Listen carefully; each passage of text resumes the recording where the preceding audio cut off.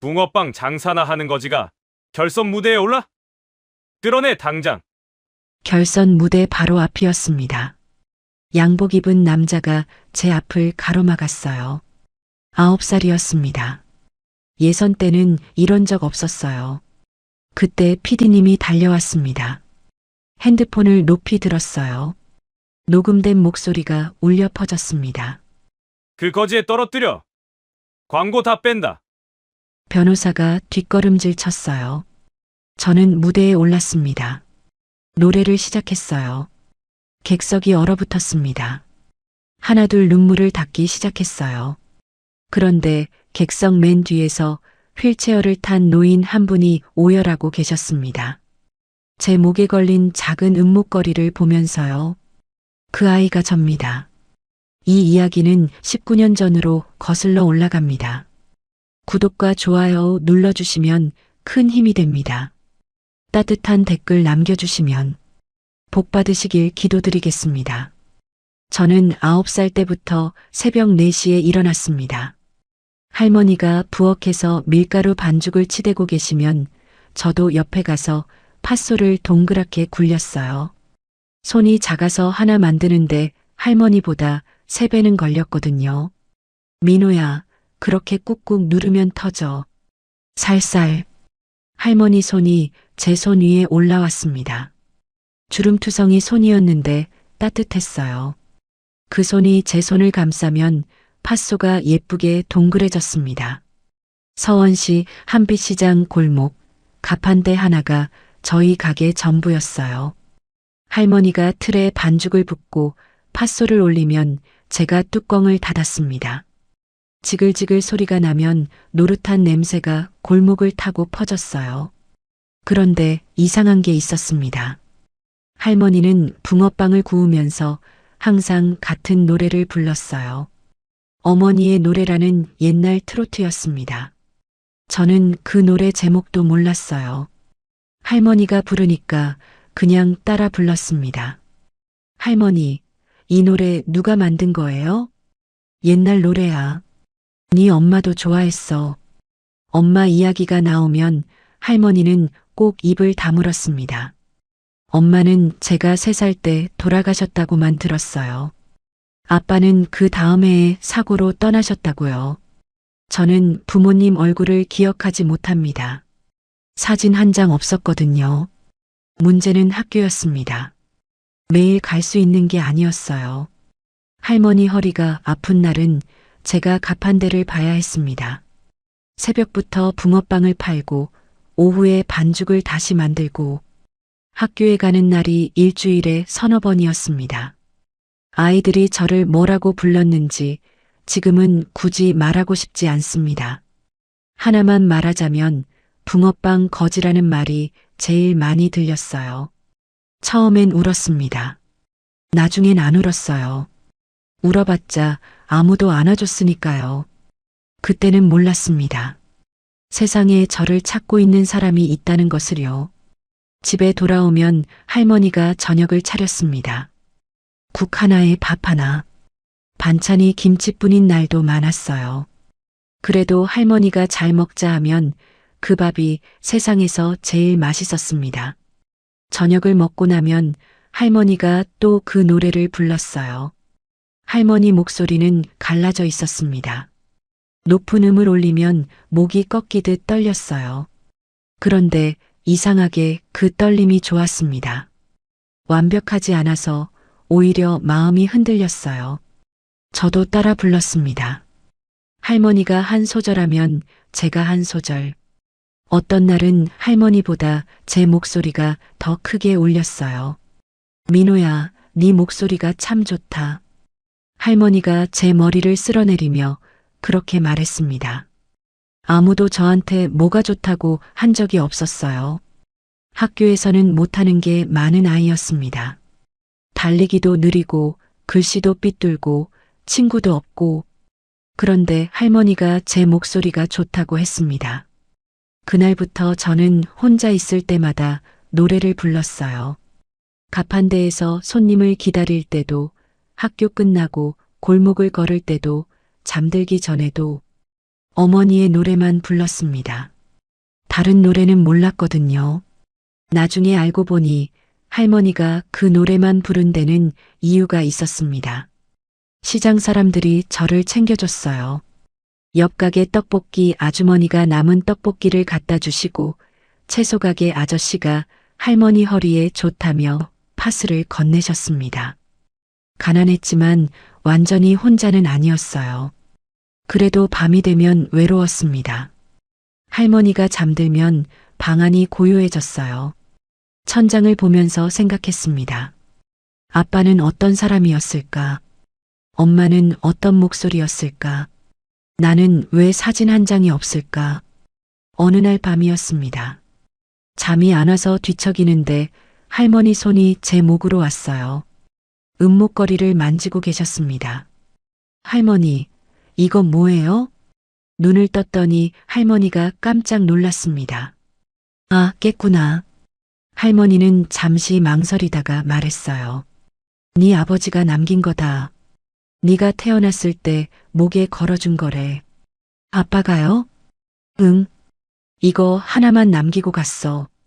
저는 목걸이를 만져봤습니다.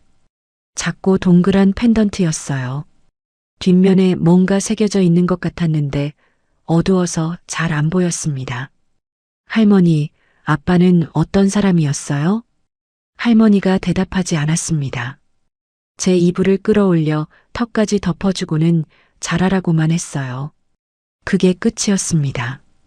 할머니는 아빠 이야기를 절대 더 해주지 않았어요. 물어볼 때마다 입을 꽉 다물었습니다. 왜 그런지 몰랐어요. 할머니가 뭔가를 숨기고 있다는 건 느꼈는데 9살짜리가 뭘 더 캐물을 수 있겠습니까? 그런데 나중에 알게 됐습니다. 할머니가 숨기고 있던 건 목걸이의 비밀만이 아니었어요. 옷장 깊숙이 넣어둔 낡은 편지 봉투가 하나 더 있었습니다. 그 편지가 제 인생을 통째로 바꿀 줄은 그때는 아무도 몰랐습니다. 그리고 며칠 뒤 시장 게시판에 붙은 종이 한 장이 제 눈에 들어왔습니다. 제7회 서원시 주민 노래자랑 대회 참가자 모집. 심장이 쿵 뛰었어요. 할머니 몰래 접수했습니다. 노래자랑 참가 신청서에 이름을 쓰려는데 손이 떨렸어요. 보호자 연락처 칸에 할머니 전화번호를 적었습니다. 할머니한테 들키면 혼날 거라는 건 알았어요. 그래도 적었습니다. 민호야, 네가 왜 거기서 나와? 대회 당일 할머니가 시장 구경을 나왔다가 저를 발견했습니다. 무대 옆 대기석에 앉아 있는 저를요. 할머니, 나 노래 한 번만 불러볼래요? 안 돼. 내려와. 한 번만요. 할머니가 제 팔을 잡았습니다. 그런데 그때 사회자가 제 이름을 불렀어요. 다음 참가자 9살 강민호 군. 할머니 손이 멈췄습니다. 저는 그 틈에 무대로 뛰어 올라갔어요. 한빛시장 한가운데 임시로 세운 무대였습니다. 마이크 하나, 앰프 하나. 객석이라고 할 것도 없었어요. 장 보러 나온 아주머니들, 과일 까먹는 아저씨들, 지나가다 멈춘 사람들. 한 50명쯤 됐을까요? 웅성거림이 들렸습니다. 저 애 아니야? 붕어빵 파는 애. 아이고, 저렇게 작은 애가. 저는 마이크 앞에 섰습니다. 심장이 너무 빨리 뛰어서 마이크에 심장 소리가 잡힐 것 같았어요. 그런데 이상했습니다. 눈을 감으니까 떨림이 멈췄어요. 할머니 옆에 앉아서 노래하던 그 방이 떠올랐거든요. 누런 장판, 김치 냄새, 할머니의 갈라진 목소리. 그 방에서처럼 부르면 된다고 생각했습니다. 첫 음을 냈어요. 웅성거림이 멈췄습니다. 시장 골목이 조용해졌어요. 과일을 까먹던 아저씨가 손을 멈추고 떡볶이 아주머니가 국자를 내려놨습니다. 어머니의 노래였습니다. 두 번째 소절에서 앞줄 할머니 한 분이 손수건을 꺼냈어요. 세 번째 소절에서 가게 아주머니들이 코를 훌쩍거리기 시작했습니다. 마지막 소절이 끝났을 때 시장 골목에 박수 소리가 울려 퍼졌어요. 50명이 넘는 사람이 일어서서 박수를 쳤습니다. 저는 눈을 떴습니다. 할머니가 무대 아래에서 울고 계셨어요. 제가 태어나서 처음 본 할머니의 눈물이었습니다. 할머니는 항상 웃거나 입을 다물거나 둘 중 하나였거든요. 할머니, 나 잘했어요? 할머니가 대답 대신 저를 꼭 안았습니다. 나중에 알고 보니 그날 관객 중에 휴대폰으로 영상을 찍은 사람이 있었습니다. 영상이 인터넷에 올라갔어요. 시장에서 붕어빵 파는 9살 소년의 트로트. 제목이 그랬습니다. 이틀 만에 조회수가 300만을 넘었어요. 댓글이 수천 개 달렸습니다. 저는 그때 인터넷이 뭔지도 잘 몰랐습니다. 할머니는 더 몰랐고요. 시장 상인들이 먼저 알려줬어요. 순떡 할머니, 민호 영상이 뉴스에 나왔대요. 뉴스? 무슨 뉴스? 떡볶이 아주머니가 핸드폰 화면을 보여줬습니다. 할머니는 화면 속 제가 노래하는 모습을 보면서 아무 말이 없었어요. 그리고 사흘 뒤 시장에 낯선 사람이 찾아왔습니다. 안녕하세요. MBS 방송국 내일의 목소리 담당 PD 정혜준입니다. 키 크고 건장한 남자였어요. 네이비색 재킷에 목에 뭔가 줄이 걸려 있었습니다. 나중에 알았는데 방송국 직원증이었어요. 민호 군이 부른 영상을 봤습니다. 전국 트로트 오디션에 참가할 의향이 있으신지 여쭤보러 왔습니다. 할머니 얼굴이 굳었습니다. 안 됩니다. PD님이 당황했어요. 저도 당황했습니다. 할머니, 왜요? 우리 같은 사람이 TV에 나가면 안 돼. 할머니 목소리가 떨렸습니다. 그냥 반대하는 게 아니었어요. 무서워하는 것 같았습니다. 뭐가 무서운 건지 저는 몰랐어요. 그런데 할머니가 반대한 진짜 이유는 따로 있었습니다. 그걸 알게 된 건 한참 뒤의 일이었어요. PD님이 돌아갔습니다. 그날 밤 저는 이불 속에서 울었어요. 소리 안 나게 베개에 얼굴을 묻고 울었습니다. 태어나서 처음으로 뭔가 하고 싶은 게 생겼는데 안 된다는 말을 들은 거였어요. 아침에 일어나니까 할머니가 부엌에 앉아 계셨습니다. 밤새 안 주무신 것 같았어요. 민호야. 네. 그 PD라는 사람 전화번호 있어?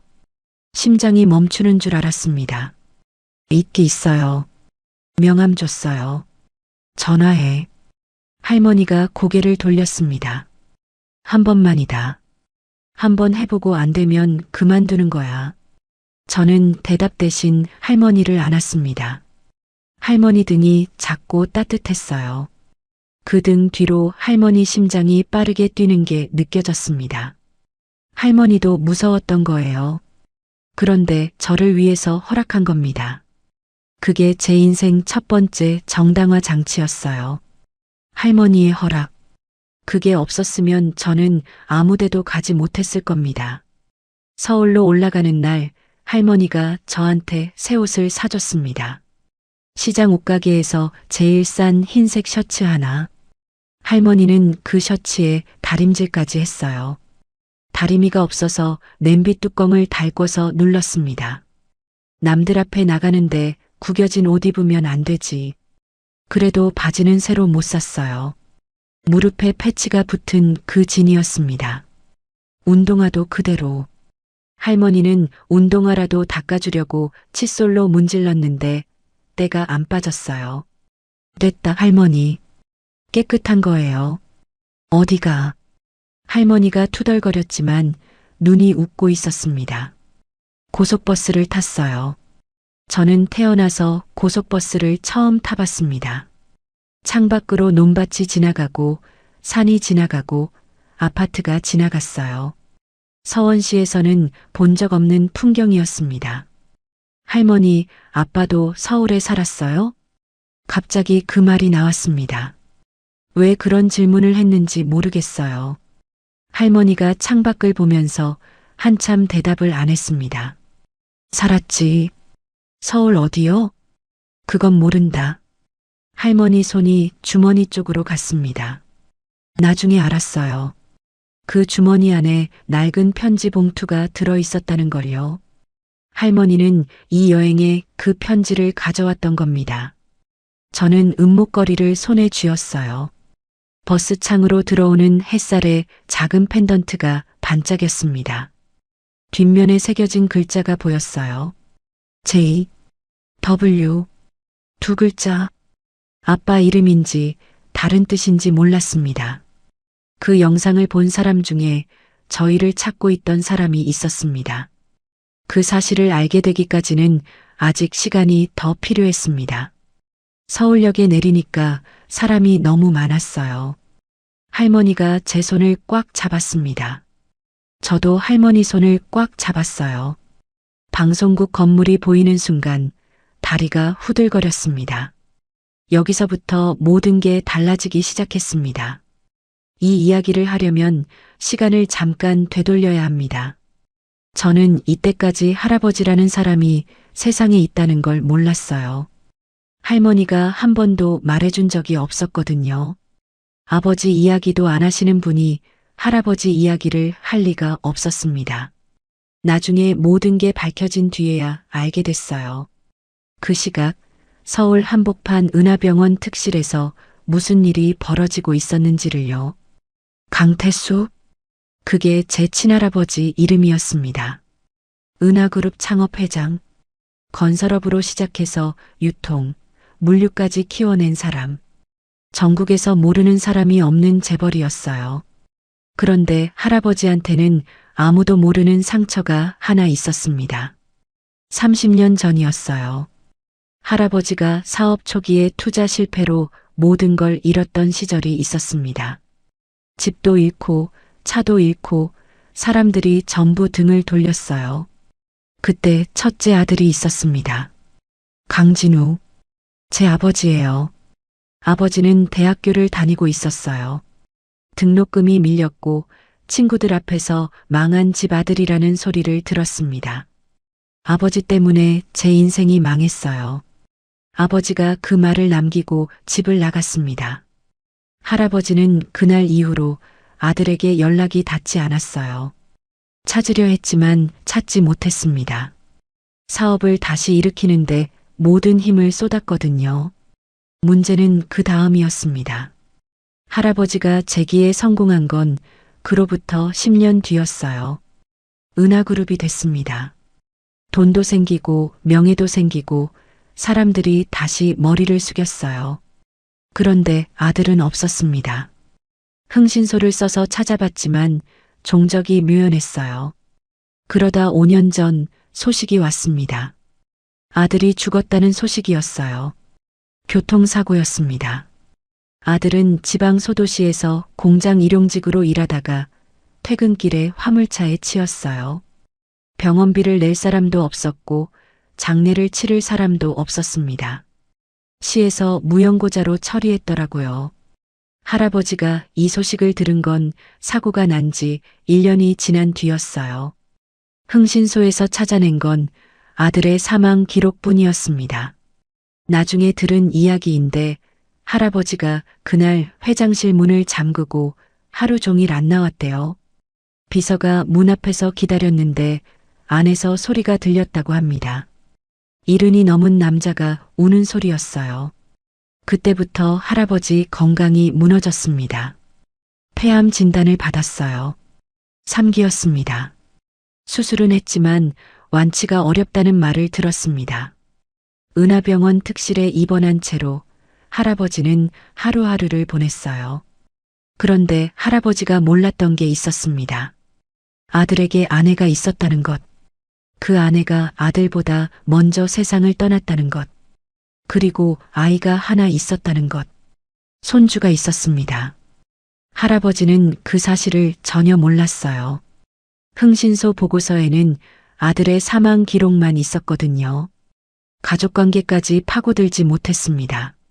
그러니까 할아버지는 아들도 잃고 손주가 있다는 사실조차 모른 채 병상에 누워 있었던 겁니다. 그날이 왔습니다. 저녁 8시쯤이었어요. 할아버지가 병실 침대에 기대 앉아 TV를 보고 있었습니다. 채널을 돌리다가 MBS에서 하는 내일의 목소리 예선 방송이 나왔어요. 화면에 아이가 한 명 나왔습니다.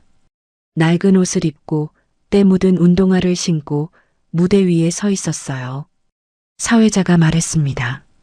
서원시 한빛시장에서 온 9살 강민호 군입니다. 할아버지 손이 멈췄어요. 강민호, 성이 같았습니다. 그런데 그것보다 할아버지의 시선을 잡은 건 따로 있었어요. 아이의 목에 걸린 작은 은목걸이. 카메라가 클로즈업 됐습니다. 동그란 타원형 펜던트, 뒷면에 새겨진 이니셜이 보일 듯 말 듯 했어요. 리모컨이 바닥에 떨어졌습니다. 할아버지가 알아본 거였어요. 그 목걸이를 30년 전 첫째 아들 돌잔치 때 직접 목에 걸어줬던 은목걸이, 뒷면에 아들의 이니셜 J, W를 새겨 넣은 세상에 단 하나뿐인 그 목걸이를요. 할아버지가 침대에서 내려왔습니다. 링거줄이 당겨졌어요. 간호사가 달려왔지만 할아버지는 멈추지 않았습니다. TV 앞에 주저앉았어요. 화면 속에서 아이가 노래를 부르고 있었습니다. 어머니의 노래. 할아버지가 아는 노래였어요. 아들이 어릴 때 돌아가신 할아버지의 어머니가 늘 불러주던 노래였거든요. 나중에 할아버지한테 직접 들었습니다. 그 아이가 노래를 시작하는데 진우가 보이더라. 얼굴이, 눈이, 목소리가. 내 아들이 거기 서 있는 것 같았어. 할아버지가 비서를 불렀습니다. 김비서. 네, 회장님. 저 아이를 찾아라. 지금 당장. 비서가 메모를 하면서 물었어요. 실례지만 어떤 관계이신지. 내 손주일 수 있어. 비서의 손이 멈췄습니다. 할아버지 목소리가 떨리고 있었어요. 30년 전에 내가 잃어버린 아들이 있어. 그 아들의 아이일 수 있어. 저 목걸이가 증거야. 할아버지 눈에서 눈물이 흘렀습니다. 76살의 재벌 회장이 병실 바닥에 주저앉아 TV 속 9살짜리 아이를 보면서 울고 있었어요. 그런데 그 장면을 지켜보고 있던 사람이 있었습니다. 병실 문이 살짝 열려 있었어요. 복도에 서 있던 여자가 문틈으로 안을 들여다보고 있었습니다. 오정란. 할아버지의 후처였어요. 오정란은 병실에서 나오는 대화를 다 들었습니다. 손주, 은목걸이, 아들의 아이. 그 단어 하나하나가 오정란의 얼굴을 굳게 만들었어요. 복도를 걸어 나온 오정란이 핸드폰을 꺼냈습니다. 전화를 건 상대는 장남 강현수였어요. 현수야. 내 어머니. 내 아버지가 미쳤어. 거지애를 데려오겠대. 그 목소리는 차가웠습니다. 얼음같이. 저는 그때 서울행 버스 안에서 은목걸이를 만지작거리고 있었어요. 누군가 저를 찾고 있다는 사실도, 누군가 저를 막으려 하고 있다는 사실도 몰랐습니다. 세상은 이미 움직이고 있었어요. 저만 모른 채로. 저는 그때 예선 무대 뒤에서 떨고 있었습니다.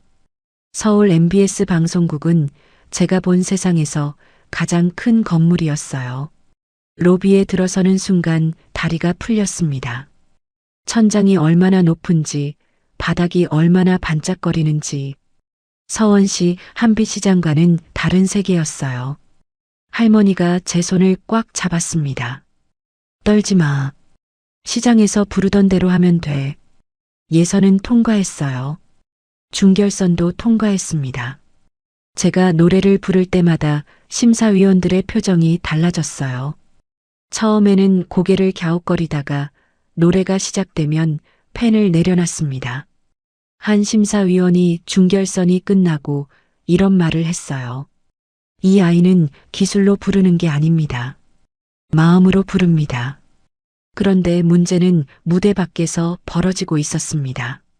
같은 시각 방송국 국장실에서는 다른 종류의 대화가 오가고 있었어요. 이건 나중에 PD님한테 직접 들은 이야기입니다. 강현수가 방송국을 찾아왔습니다. 은하그룹 전무라는 명함을 내밀었어요. 국장은 그 명함을 보는 순간 자세를 고쳐 앉았습니다. 은하그룹은 MBS의 최대 광고주 중 하나였거든요. 국장님, 단도직입적으로 말씀드리겠습니다. 현수가 웃지 않았어요. 강민호라는 참가자가 있죠. 그 아이를 다음 라운드에서 빼주십시오. 네, 그게 무슨... 은하그룹 광고 계약이 내년에 갱신됩니다. 어떻게 될지는 국장님 선택에 달렸습니다. 국장의 얼굴이 하얗게 됐습니다. 그 거지에 떨어뜨려. 광고 다 뺀다.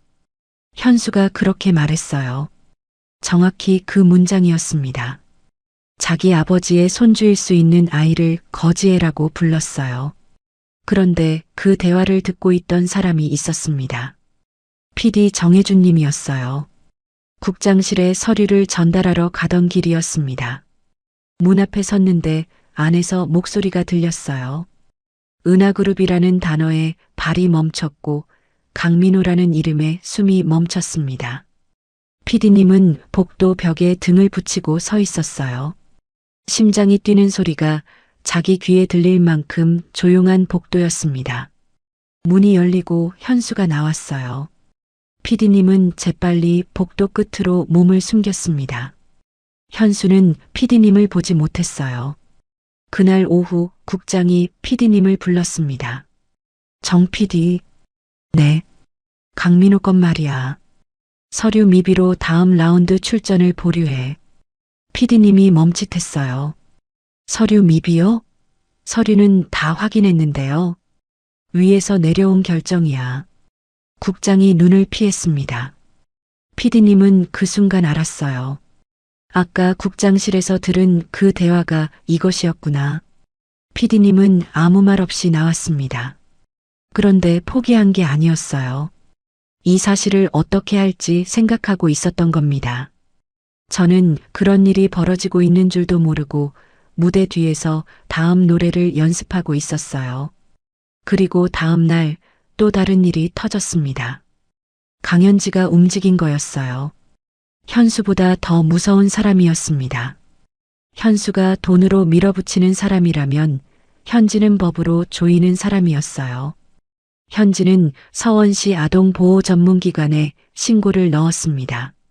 미성년 아동이 학교도 제대로 못 다니면서 새벽부터 노동을 하고 있습니다. 보호자 양육 환경에 심각한 문제가 있습니다. 신고 내용은 거짓이 아니었어요. 사실이었거든요. 저는 학교를 빠지면서 붕어빵을 팔았고 할머니는 건강이 좋지 않았습니다. 법적으로 보면 문제가 될 수 있는 상황이었어요. 현지가 노린 게 바로 그거였습니다. 그 주에 출전 보류 통보가 왔습니다. PD님이 저한테 직접 말했어요. 얼굴이 굳어 있었습니다. 민호야, 미안한데 다음 라운드 출전이 잠깐 보류됐어. 보류요? 왜요? 서류 문제가 좀 있대. PD님이 거짓말을 하고 있다는 건 알 수 있었어요. 눈을 못 마주치셨거든요. 저한테 미안한 거였습니다. 할머니한테도 연락이 왔어요. 아동보호기관에서 전화가 온 거였습니다. 할머니가 전화를 받고 얼굴이 하얗게 변했어요. 수화기를 내려놓은 할머니의 손이 떨리고 있었습니다. 할머니, 무슨 전화예요? 아무것도 아니야. 할머니가 또 숨겼습니다. 저를 보호하려고 숨긴 거였어요. 하지만 할머니 눈에 공포가 있었습니다. 시설, 민호를 빼앗길 수 있다는 공포. 저는 무대 뒤 복도에 혼자 앉아 있었어요. 다른 참가자들은 리허설을 하고 부모님과 웃으며 사진을 찍고 있었습니다. 저한테는 부모가 없었어요. 할머니는 전화 때문에 밖에 나가셨고 왜 안 되는 건지 몰랐습니다. 뭘 잘못한 건지 몰랐어요. 그냥 노래를 부르고 싶었을 뿐인데 세상이 갑자기 문을 닫아버린 것 같았습니다. 울지는 않았어요. 울면 할머니가 걱정하니까. 대신 은목걸이를 꺼냈습니다. 손 안에 쥐고 눈을 감았어요. J, W, 아빠의 이니셜. 아빠가 살아 있었으면 지금 여기 있었을까? 아빠가 있었으면 누가 저를 막지 못했을까? 그때는 정말 몰랐습니다. 저를 막고 있는 사람이 같은 피를 나눈 가족이라는 것을요. 그리고 며칠 뒤 할머니가 오래된 옷장 앞에 서 있는 걸 봤습니다. 옷장 깊숙한 곳에서 뭔가를 꺼내 들었어요. 낡은 편지 봉투였습니다. 할머니가 그 봉투를 가슴에 꼭 안았어요. 그리고 방송국으로 향했습니다. 할머니가 서울에 올라왔습니다. 혼자였어요. 저한테는 말도 안 하고 왔습니다. 나중에 PD님한테 들었어요. 새벽 첫 차를 타고 서원시에서 3시간을 달려왔다고요. 방송국 로비에 들어선 할머니는 안내데스크 앞에서 멈췄습니다. 올리브색 패딩 조끼에 크림색 블라우스. 시장에서 붕어빵 팔 때 입던 그 옷 그대로였어요. 로비에 있던 사람들이 할머니를 봤습니다. 양복 입은 사람들 사이에서 할머니는 너무 작았어요. 저기요, 정혜준 PD님 좀 만날 수 있을까요? 약속이 있으신가요? 약속은 없는데요. 강민호 할머니입니다. 안내데스크 직원이 전화를 걸었어요. 잠시 뒤 PD님이 로비로 내려왔습니다. PD님이 할머니를 보는 순간 표정이 굳었어요. 할머니 얼굴에 뭔가 다른 게 있었던 겁니다. 평소에 그 단단한 얼굴이 아니었어요. 뭔가를 결심한 사람의 얼굴이었습니다. 할머니, 어떻게 오셨어요? PD님, 민호 좀 부탁드려도 되겠습니까? 할머니가 고개를 숙였습니다. 78살의 작은 여자가 낯선 도시의 낯선 남자 앞에서 고개를 숙인 거였어요. PD님이 할머니를 회의실로 안내했습니다. 회의실 문이 닫히고 할머니가 입을 열었어요. 민호가 왜 무대에 못 서는지 저는 알고 있습니다. PD님이 놀랐어요. 아동보호기관에서 전화가 왔어요.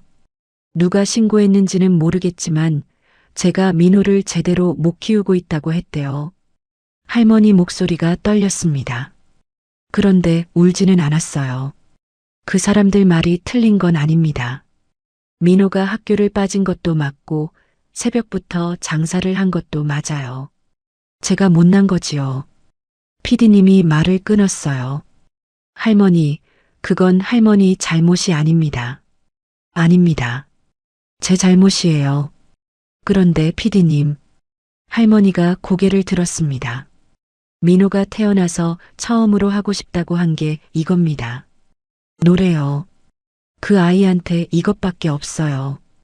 PD님이 아무 말을 못했어요. 나중에 PD님이 그러셨습니다. 그때 할머니 눈을 보는데 코끝이 찡했다고요. 그런데 할머니가 그 말을 하러만 온 게 아니었습니다. 할머니가 품속에서 뭔가를 꺼냈습니다. 낡은 갈색 편지 봉투였어요. 모서리가 닳아서 하얗게 벗겨져 있었고 접힌 자국이 수십 개였습니다.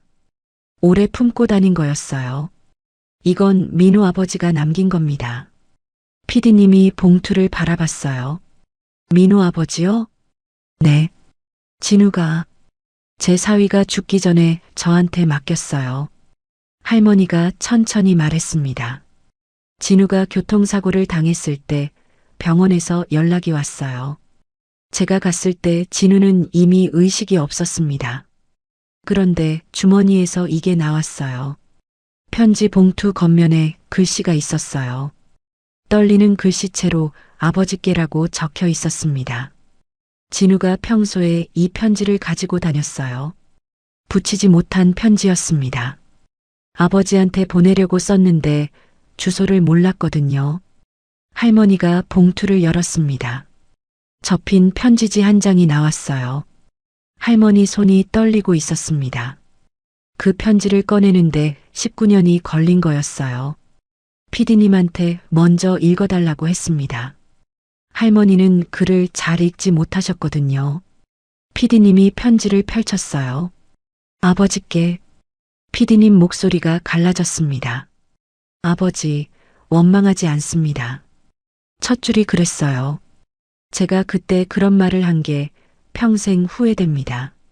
아버지 때문에 인생이 망했다고 했는데 그건 제 인생이 힘들어서 한 말이었습니다. 아버지는 잘못한 게 없습니다. 피디님의 손이 떨렸어요. 저는 결혼을 했고 아이가 생겼습니다. 이름은 민호입니다. 아들입니다. 할머니가 입술을 꽉 깨물었습니다. 아내가 먼저 떠났습니다. 저 혼자 민호를 키울 자신이 없어서 장모님께 맡겼습니다. 민호 목에 아버지가 걸어주신 은목걸이를 걸어줬습니다. 제가 가진 것 중에 유일하게 아버지의 것이니까요. 피디님이 읽다가 멈췄어요. 눈시울이 빨갛게 됐습니다. 마지막 줄이었습니다. 아버지, 제가 못났습니다. 민호만 부탁드립니다. 아버지가 민호를 알게 되신다면 제 대신 안아주세요. 회의실이 조용해졌어요. 피디님이 편지를 내려놓았습니다. 할머니가 조용히 울고 있었어요. 소리 없이 그 작은 어깨가 떨리고 있었습니다. 저는 그 자리에 없었어요.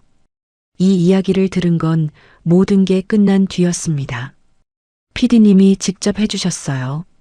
그날 회의실에서 무슨 일이 있었는지를요. 피디님이 말했습니다. 할머니, 이 편지를 왜 19년 동안 숨기셨습니까? 할머니가 눈물을 닦으며 대답했어요. 민호가 다칠까봐. 그 할아버지라는 사람이 재벌이라는 건 나도 알아요. 진우가 살아있을 때 말해줬거든요. 근데 그런 사람이 우리 민호를 받아줄 리가 없잖아요. 괜히 찾아갔다가 문전박대당하면 민호가 상처받을 거 아닙니까? 할머니가 민호를 지키려고 편지를 숨긴 거였습니다. 근데 이제 안 되겠어요. 누가 민호를 맡고 있는지 모르겠지만 저 혼자 힘으로는 못 지켜요. 이 편지라도 있으면 뭔가 달라질까 해서요. 피디님이 한참을 생각했어요. 그리고 입을 열었습니다. 할머니, 제가 약속드리겠습니다. 민호를 결선 무대에 세우겠습니다.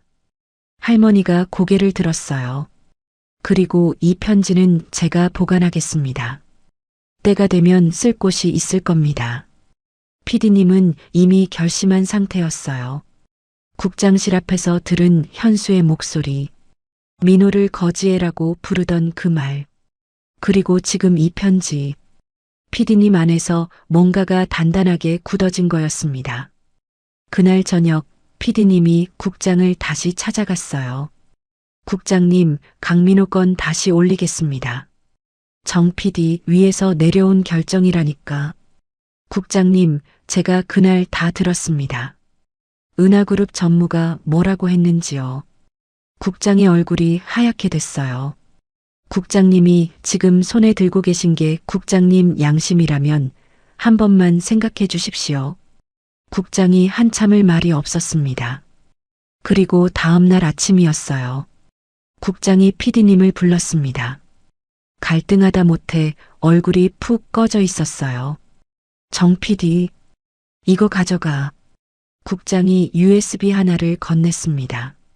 안에는 현수가 자신에게 압력을 넣을 때 자동 녹음된 통화 파일이 들어 있었어요. 국장실 전화기에 녹음 기능이 설정되어 있었던 겁니다. 미안하다, 정 PD. 이건 아닌 것 같아. PD님이 USB를 받아들었습니다. 모든 퍼즐이 맞춰지고 있었어요. 편지, 녹음, 결선 무대. PD님은 이 세 가지를 어떻게 쓸지 이미 머릿속에 그리고 있었습니다. 저는 그때 숙소에서 혼자 어머니의 노래를 연습하고 있었어요. 아무것도 모른 채 할머니가 무슨 일을 했는지도, PD님이 무엇을 결심했는지도, 아버지가 남긴 편지가 있다는 것도. 다만 하나 느낌은 있었습니다. 할머니가 서울에서 돌아온 날 할머니 얼굴이 달라져 있었어요. 무섭던 그 눈이 사라져 있었습니다. 대신 뭔가를 내려놓은 사람의 표정이었어요. 민호야. 네. 결선 나간다. 심장이 터질 것 같았어요. 진짜요? 진짜. 할머니가 웃었습니다. 그런데 그 웃음 뒤에 눈물이 비쳤어요. 결선은 일주일 뒤였습니다. 결선 당일이었습니다. 아침부터 심장이 미쳤어요.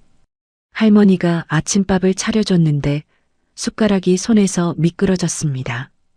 할머니가 제 손을 잡았어요. 떨지 마. 시장에서 부르던 대로. 같은 말이었습니다. 노래자랑 때도 그랬고 예선 때도 그랬어요. 할머니는 항상 같은 말을 했습니다. 그 한마디가 저한테는 전부였어요. 방송국에 도착했을 때 분위기가 이상했습니다. 백스테이지 복도에 사람들이 몰려 있었어요. 스태프들이 웅성거리고 누군가 큰 소리로 말하고 있었습니다.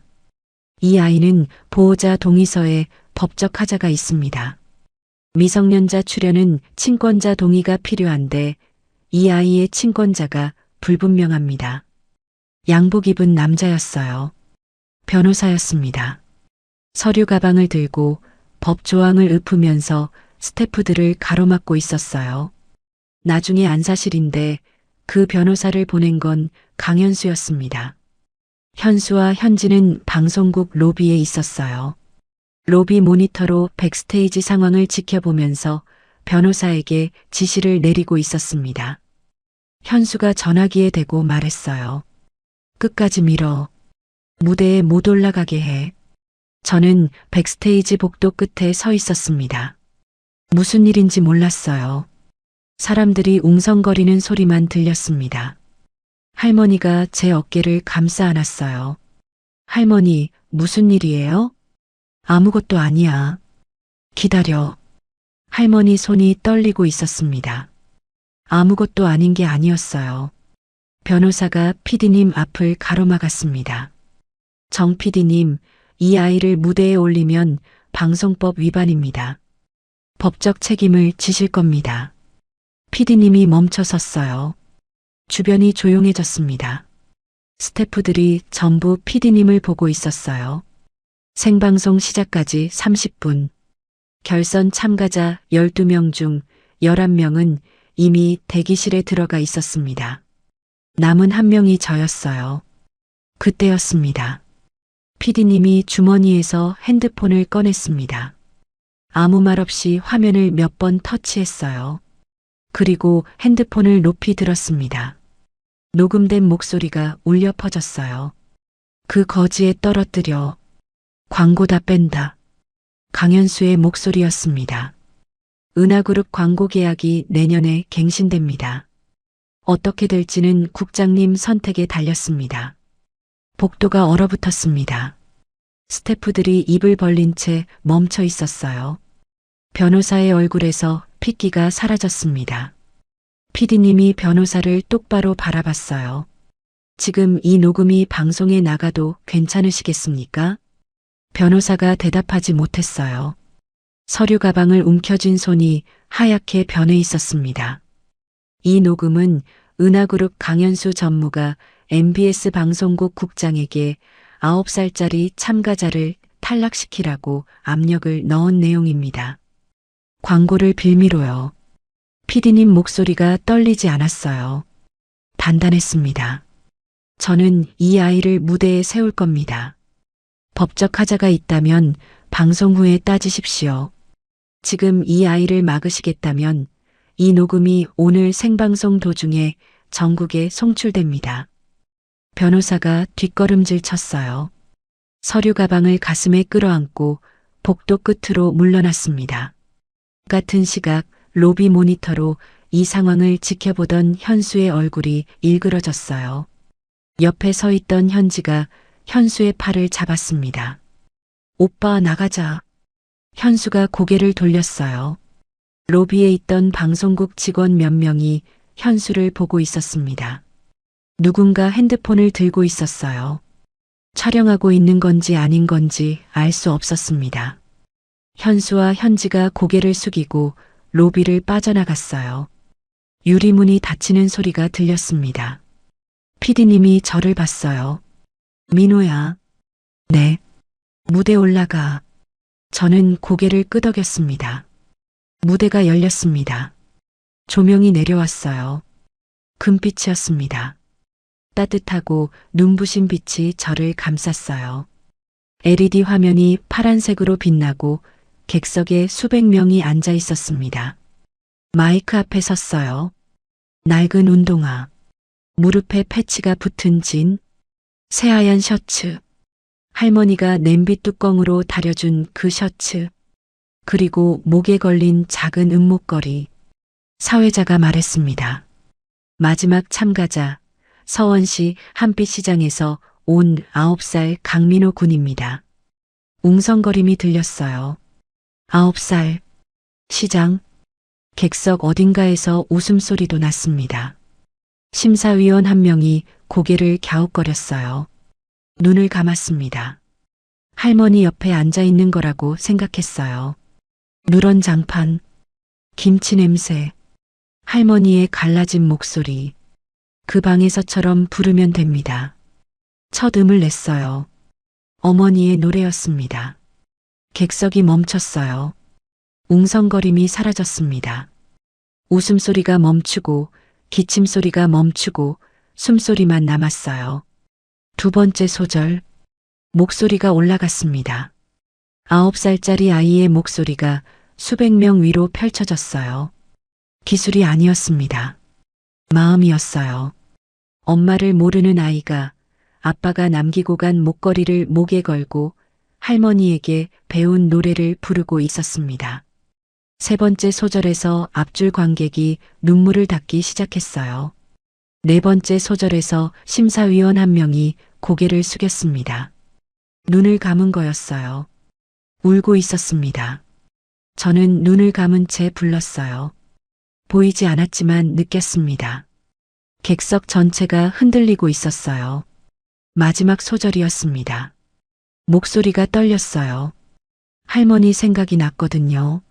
새벽마다 밀가루 반죽을 치대던 손, 제 이불을 덮어주며 은목걸이를 만지던 손, 서울까지 와서 고개를 숙이며 민호 좀 부탁드립니다라고 했던 그 작은 등. 마지막 음이 끝났습니다. 정적이었어요. 그리고 박수가 터졌습니다. 수백 명이 동시에 일어섰어요. 기립박수였습니다. 박수 소리 사이로 울음소리가 섞여 있었어요. 저는 눈을 떴습니다.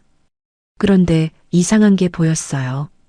객석 맨 뒤에서 휠체어를 탄 노인 한 분이 울고 계셨습니다. 주변 사람들이 일어서서 박수를 치는 와중에 그분만 앉은 채로 고개를 숙이고 어깨를 떨고 있었어요. 누군지 몰랐습니다. 왜 우시는지도 몰랐어요. 다만 그분이 저를 보고 있다는 건 느꼈습니다. 객석 끝에서 끝까지 거리가 있었는데도 그 시선이 느껴졌어요. 노래가 끝나고 고개를 숙였습니다. 그때 객석 맨 뒤에서 휠체어가 움직이기 시작했어요. 천천히, 아주 천천히 무대를 향해서 휠체어가 움직이고 있었습니다. 객석 맨 뒤에서 통로를 따라 천천히 내려오고 있었어요. 바퀴 소리가 들렸습니다. 조용한 객석에서 그 소리만 또르륵 울렸어요. 저는 무대 위에 서서 고개를 숙이고 있었습니다. 박수가 끝나고 사회자가 나올 차례였어요. 그런데 사회자가 안 나왔습니다. 무대 옆에서 누군가 손짓을 하며 잠깐만이라고 했어요. 고개를 들었습니다. 객석 통로에 휠체어가 보였어요.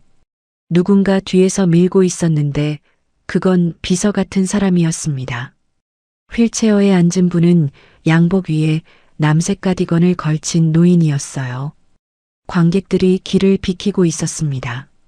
무대에서 봤을 때 그 장면이 이상했어요. 수백 명이 자리에서 일어나서 옆으로 비켜서는데 아무도 말을 안 했습니다. 휠체어가 지나갈 때마다 사람들이 고개를 돌려 그 노인을 바라봤어요. 휠체어가 무대 앞에 도착했습니다. 노인이 비서의 손을 뿌리쳤어요. 링거줄이 달린 왼손으로 휠체어 팔걸이를 짚고 천천히 일어났습니다. 다리가 떨리고 있었어요. 비서가 부축하려 했지만 노인이 고개를 저었습니다. 혼자 올라가겠다는 거였어요. 무대 옆 계단은 3칸이었습니다. 노인이 한 칸을 올라갔어요. 다리가 후들거렸습니다. 2번째 칸에서 멈췄어요. 숨을 고르고 있었습니다. 3번째 칸을 올라갈 때 객석에서 누군가 아이고 하고 탄식했어요. 저는 무대 위에서 그 모습을 보고 있었습니다. 누군지 몰랐어요. 왜 올라오시는지도 몰랐어요. 무섭지는 않았습니다. 그런데 가슴이 이상하게 뛰었어요. 설명할 수 없는 느낌이었습니다. 노인이 무대 위에 섰습니다. 저와 3걸음 거리였어요.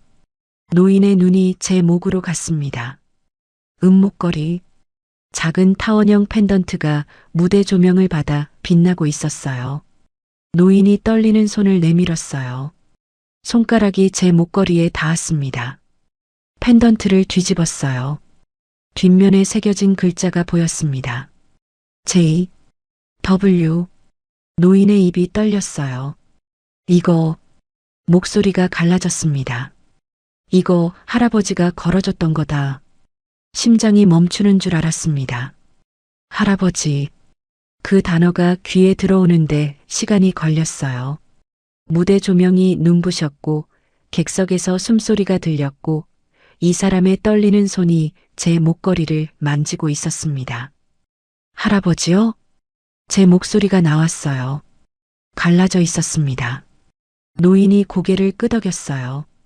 눈에서 눈물이 흘렀습니다. 주름진 볼을 타고 내려온 눈물이 턱 끝에서 떨어졌어요. 진우의 아들이구나. 내 아들의 아이구나. 저는 한 발짝도 움직이지 못했어요. 할아버지가 있었습니다. 세상에 할아버지라는 사람이 진짜 있었어요. 할머니가 한 번도 말해주지 않았던, 아버지가 편지를 쓰면서도 붙이지 못했던 그 사람이 지금 제 앞에 서 있었습니다. 노인이 저를 안았어요. 마른 팔이었습니다. 뼈가 느껴졌어요. 링거줄이 달린 팔이 제 등을 감쌌습니다. 그런데 따뜻했어요. 9살 인생에서 느껴본 적 없는 종류의 따뜻함이었습니다. 할아버지가 늦어서 미안하다. 그 말이 제 귀에 닿았을 때 눈물이 터졌어요. 할아버지, 진짜 있었어요? 저도 모르게 나온 말이었습니다. 있었어. 계속 있었어. 몰라서 못 온 거야. 미안하다. 객석이 울음바다가 됐어요. 수백 명이 울고 있었습니다. 카메라가 돌아가고 있었고 생방송이었습니다. 전국에서 이 장면을 보고 있었어요. 무대 옆에서 할머니가 지켜보고 있었습니다. 할머니도 울고 있었어요. 얼마나 안고 있었는지 모릅니다. 할아버지가 저를 놓았어요. 그리고 비서에게 고개를 끄덕였습니다. 비서가 서류 봉투 하나를 가지고 무대 위로 올라왔어요. 할아버지가 마이크 앞에 섰습니다. 생방송 카메라가 돌아가고 있었어요. 빨간 불이 켜져 있었습니다.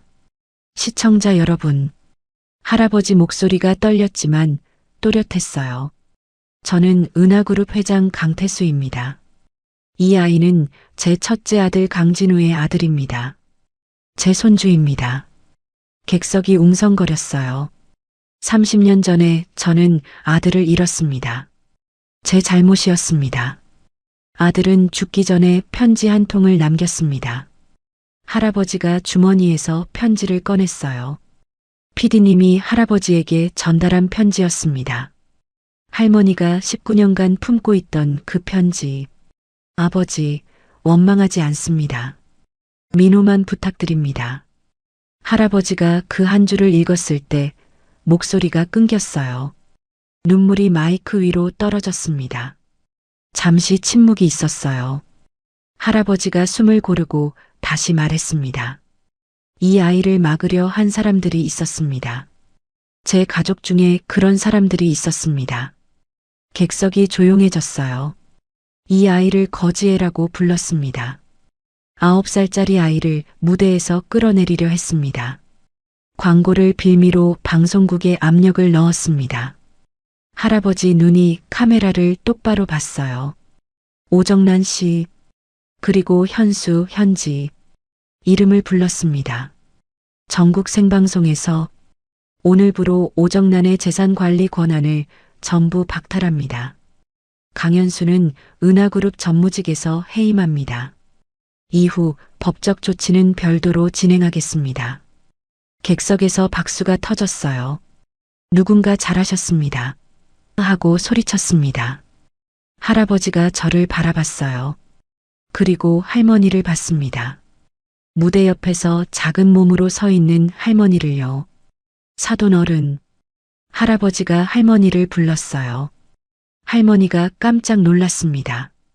이 아이를 지켜주셔서 감사합니다. 제가 못한 걸 당신이 해주셨습니다. 할머니가 입술을 깨물었어요. 아닙니다. 저는 그냥 민호가 제 새끼니까요. 그 한마디에 객석이 다시 울었습니다. 할아버지가 다시 카메라를 봤어요. 이 아이는 제 손주입니다. 제가 지키겠습니다. 30년 전에 아들 하나를 잃었습니다. 다시는 못 잃습니다. 마지막 말이었어요. 무대 위에 셋이 서 있었습니다. 할아버지, 할머니, 그리고 저. 생방송 카메라 앞에서, 수백 명의 관객 앞에서, 전국의 시청자 앞에서 저는 그때 알았어요. 혼자가 아니었다는 걸. 처음부터 혼자가 아니었다는 걸. 할머니가 있었고, 아버지의 편지가 있었고, 그리고 30년을 후회하며 저를 찾고 있던 할아버지가 있었습니다. 은목걸이가 무대 조명을 받아 반짝였어요. 아버지가 남긴 유일한 것. 그 작은 목걸이가 저를 할아버지에게 데려다 줬습니다. 10년이 지났습니다. 저는 19살이 됐어요. 전국 트로트 대회 무대에 섰습니다. 이번에는 낡은 운동화가 아니었어요. 차콜 그레이 정장의 흰 셔츠. 제대로 다린 셔츠였습니다. 다리미로요. 그래도 하나는 바뀌지 않았어요. 목에 걸린 은목걸이. 10년 전이나 지금이나 무대에 오를 때마다 이 목걸이를 만졌습니다. 객석 맨 앞줄에 두 분이 앉아 계셨어요. 할아버지와 할머니. 나란히. 할아버지는 86이 되셨습니다. 폐암 수술 후 기적적으로 회복하셨어요. 의사가 의지의 문제라고 했습니다. 할아버지는 웃으면서 그러셨어요. 손주 노래 들으려면 죽을 수가 없지. 할머니는 88. 허리가 더 굽었지만 눈은 여전히 맑았어요. 이제 붕어빵은 안 구우십니다. 할아버지가 모신 서울집에서 함께 살고 계세요. 처음에는 어색했어요. 시장 골목 할머니와 재벌 회장이 한 지붕 아래에 살게 됐으니까요. 할머니가 처음 서울집에 왔을 때 거실에서 한참 서 계시다가 이런 말을 했습니다. 이 집 장판은 왜 이렇게 미끄러워? 할아버지가 웃었어요. 사돈, 그게 대리석이야. 지금은 둘이 아침마다 나란히 앉아서 뉴스를 봅니다. 할아버지가 리모컨을 잡고 할머니가 채널을 바꾸라고 투덜거리는 게 일상이 됐어요. 노래를 시작했습니다. 어머니의 노래. 10년 전과 같은 노래. 할머니가 가르쳐준 노래. 아버지가 엄마에게 들었을 노래. 할아버지의 어머니가 불렀을 노래. 세대를 건너 내려온 노래였어요. 목소리는 달라졌습니다. 9살짜리 아이의 높고 맑은 목소리가 아니었어요. 19살 청년의 깊고 단단한 목소리였습니다. 노래가 끝나고 고개를 숙였어요. 객석에서 박수가 터졌습니다. 고개를 들어 앞줄을 봤어요. 할아버지가 할머니에게 고개를 기울여 뭔가를 말하고 있었습니다. 나중에 할머니한테 물어봤어요. 할아버지가 뭐라고 하셨냐고. 할머니가 웃으면서 대답했습니다. 고맙습니다, 사돈. 그랬어. 할머니가 뭐라고 대답하셨냐고 물었더니 이렇게 말했어요. 진우가 하늘에서 보고 있을 겁니다. 그랬지. 은목걸이가 조명을 받아 반짝였습니다. 봄이었어요. 10년 전 그 무대 위에서도 봄이었습니다. 달라진 건 하나였어요. 이제는 혼자가 아니었습니다.